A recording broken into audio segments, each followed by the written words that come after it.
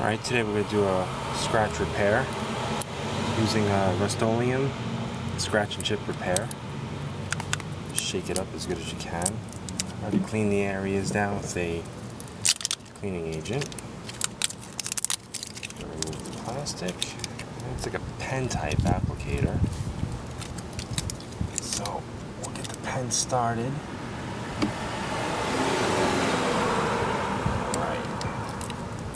So we'll just dab it on nice and slow.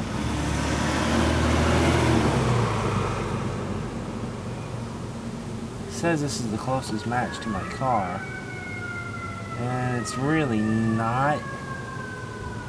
It's more of a white than a cream.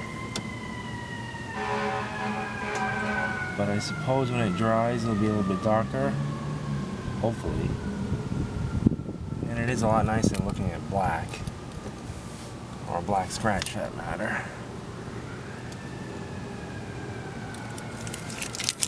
I guess the worst one of them all is this guy right here. I'm just gonna go ahead and follow along the line.